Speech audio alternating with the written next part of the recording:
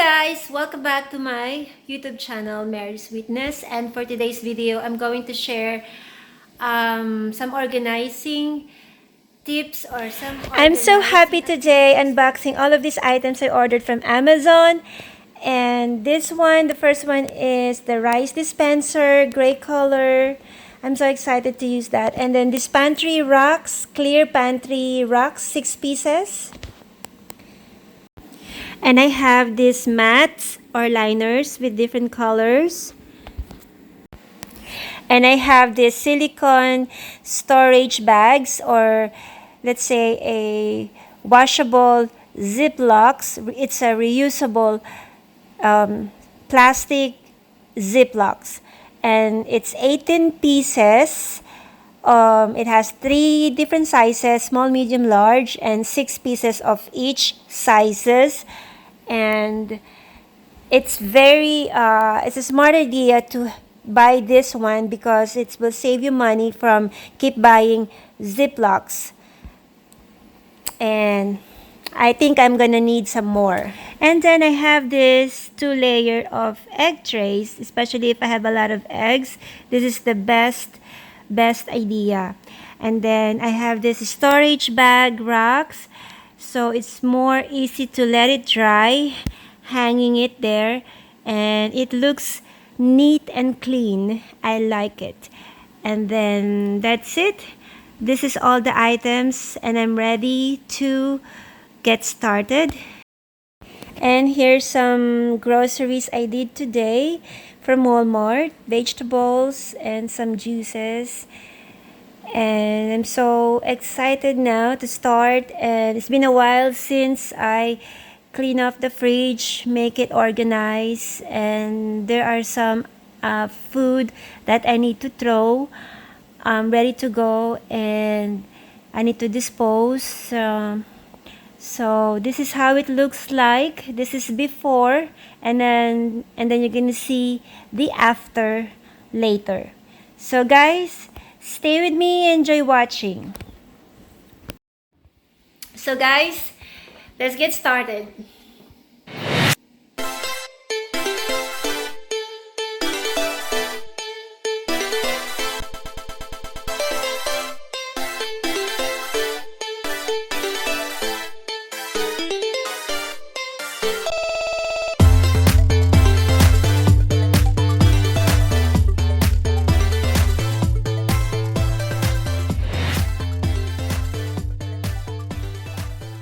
Now I've done this, and then the 2 drawers here, I need to empty them, and this one too, I need to clean and wipe.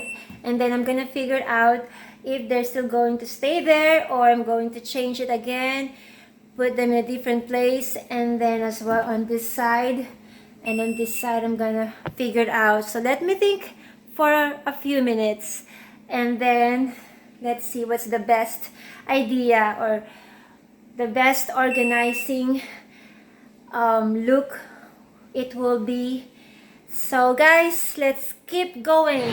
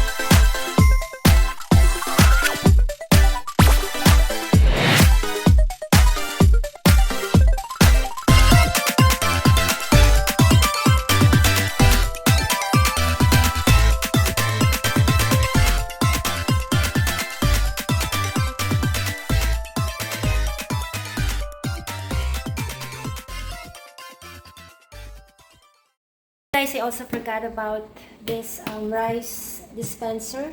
So I normally put my rice in here, and I have another extra this one in the cabinet together with my cereals. But yeah, I'm gonna transfer them here. So let's see if this too is going to fit all in here. So let's see. Okay, so the whole thing, the whole rice from here was just enough to fill up this dispenser. So that's it, guys, and yeah, again, see you on my next video.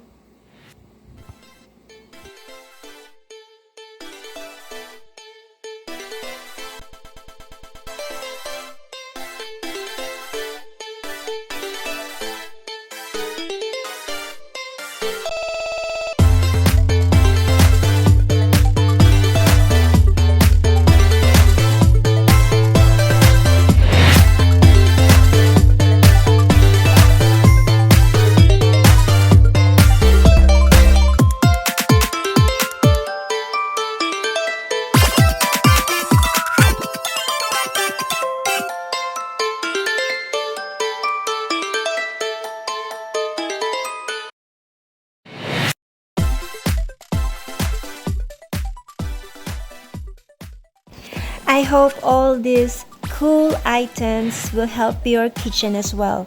So thank you for watching, and don't forget to like, subscribe, and hit the bell to keep you updated on my latest videos. Thanks everyone. God bless and keep safe.